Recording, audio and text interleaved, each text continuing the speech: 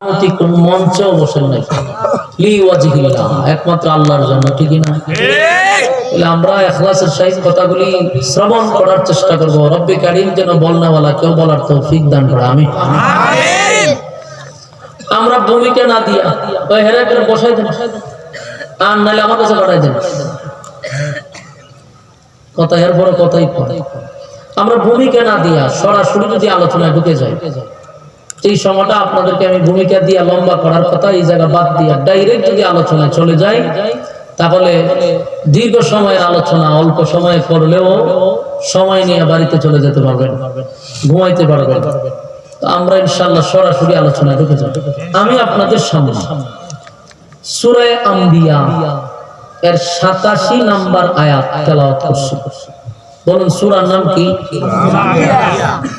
আয়াত নাম্বার কত? 87। এত গুনি মাঝে মধ্যে একটু হা না কইেন, পারবেন নি? ইনশাআল্লাহ। এটি কইলে বক্তার দাম বাড়ে নাকি? বাড়বো। দাম বাড়বার লাগি আইছি। এটি কইলে বক্তার আগ্রহ বাড়ে, দাম বাড়ে না। এই টেনশনে এরা এলে জোরে কয় না, জোরে যদি দাম বেড়ে যাবে। আমরা হা না ঠিক বেঠিক বললে যে কথা বলে তার উৎসাহ বাড়ে, তাহলে কথা বলার আগ্রহ বাড়ে। আর এইগুলো যদি গুরুস্থান বানায় রাখেন তাহলে আমি জিয়ারত করলাম, দেখেন সিদ্ধান্ত আপনারা এর লেগে একটু হা না কইেন মাঝে মধ্যে। ব্রাহ্মণবাড়িয়ার মানুষ আপনারা তো এমনি শক্ত আছেন, ঠেডা মেডা লইয়া বেরিয়ে যান গা, কিন্তু আবার ঠিক আপনারা যে ডর করে আমার বাপরে বাপ। আপনারা মোগল দিকে স্মার্ট, ওই যুদ্ধ লাগলে ইন্ডিয়া কামান বিমানের দরকার নাই, আপনারা ভাড়া দিব ঠেডা মেডা লইয়া যাবেন ইনশাআল্লাহ। কুবা শামসের মতো খালি কুবাই আগে ব্রাহ্মণবাড়িয়া ভাড়াই দিব, এর ব্রাহ্মণবাড়িয়ার ঠেলা আগে দাদাই বুঝুক, এরপরে বাহিনীর সাথে ঝগড়া হইব, ঠিক নেই? এরা ব্রাহ্মণবাড়িয়ার ঠেলা হলো দেখছেন, এই জন্য মাঝে মধ্যে এদের তারের বেড়া সামনে যায় দেখাইতে। আপনাদের ব্রাহ্মণবাড়িয়া জেলা এটা শহীদ বাড়িয়া জেলা হিসেবে পরিচিত, যেখান থেকে ইমানি জজবা তৈরি হয়। ব্রাহ্মণবাড়িয়া মানে একটা বিপ্লব, ব্রাহ্মণবাড়িয়া মানে অন্যরকম, ঠিক কিনা? ইসলামের ব্যাপারেও তারা অনেক দূর এগিয়ে গেছে অন্যান্য জেলার থেকে। ইসলামের ব্যাপারে কটূক্তি হইলে সর্বপ্রথম ব্রাহ্মণবাড়িয়ার ভূমিকা দেখা যায়। তা আপনারা তো আওয়াজ জন্ম দিচ্ছেন, আপনার কাছে যদি আওয়াজ না পাওয়া যায় তো সিংহে পাবো আপনা গিয়া কেন পাওয়া যায়? এরা এই শব্দ দিয়ে আগে মুখ বাঁধে, বাঁধে চুপ করে বয়ে থাকে, লড়েও না। যদি হয়েছে আনাল্লাহ কারণ 2-3 বার বলে খুব রাগ করে, লাস্টে দেখো আপনি কওয়ান এমন এক জাতি। এটা না হলে ব্রাহ্মণবাড়ি এরা তো ওইরকম হওয়ার কথা না, একটা আওয়াজ দিয়ে। আর যারা গেটে সারিয়া দাঁড়া দিচ্ছেন, এখানে কোনো জামাই গেট ধরতে আইন বিত্রায় জানটা শান্তি নাই তো, মানে একবার বাইরে যায় একবার ভিতরে বই বলবে, ভিতরে শান্তি নাই, হাই উতাস করে। আল্লাহ দিলের মধ্যে শান্তি দান করুক, আমিন। আইন বিত্রায়ন ভালো লাগবে, কতক্ষণ বইয়ে থাকলে ভালো লাগবে। আমি আপনাদের সামনে যে আয়াত তেলাওয়াত করছি, আয়াতের মধ্যে আল্লাহ একটা মাছওয়ালার ঘটনা বর্ণনা করছে। আল্লাহ নিজেই বলতেছে ওয়াজান্নু, তোমরা মাছওয়ালার ঘটনা শোনো। সাহিবুল হুত মানে মাছওয়ালার ঘটনা। তো মাছওয়ালার ঘটনা আল্লাহ নিজেই কইতেছে তোমরা তা মনোযোগ দিয়ে শোনো।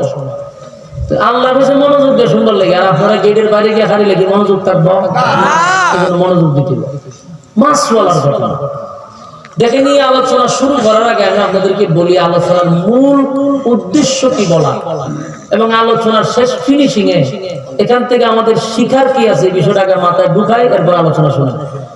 আজকের আলোচনার মূল উদ্দেশ্য হলো বান্দা কোন মুসিবতে পড়লে সর্বপ্রথম শরণাপন্ন হবে আল্লাহ।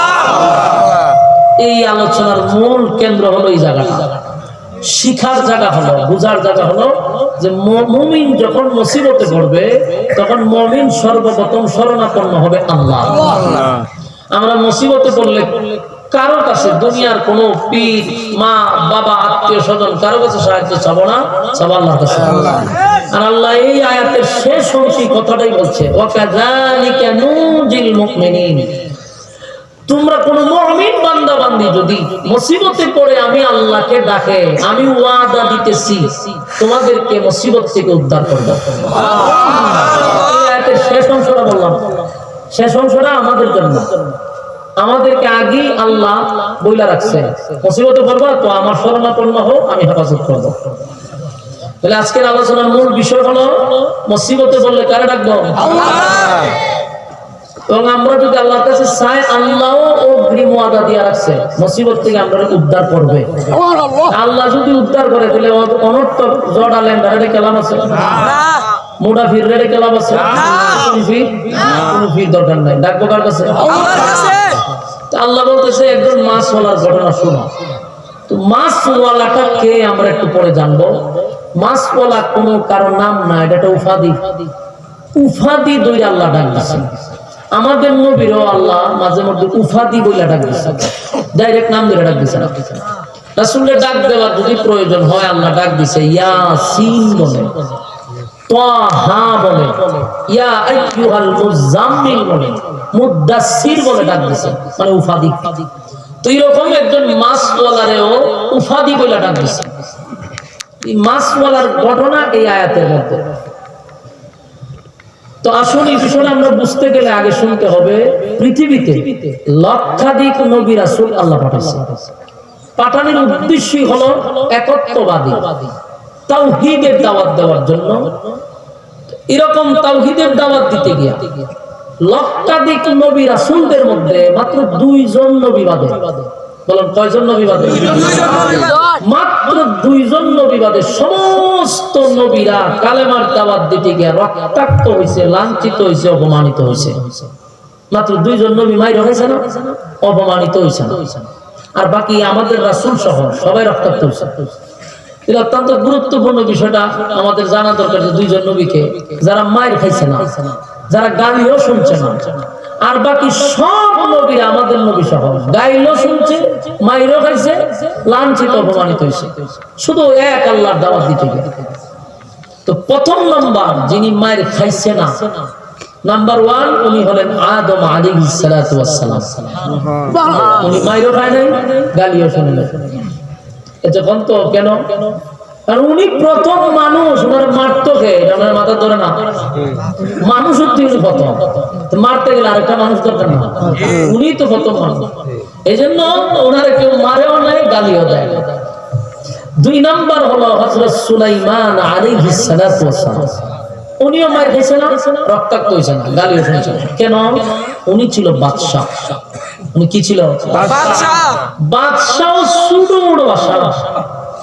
আল্লাহ বলেন এই বাদশাই আমি সুলাইমানের আগেও কাউকে দিছি না, সুলাইমান নবীর পরও কাউকে দিব না। মানে কিয়ামত পর্যন্ত এত বড় বাদশাই আল্লাহ কাউরে আর দিবে না, এর আগেও দেয় নাই। বুঝেন কত বড় বাদশা বানিয়ে দিয়েছিল।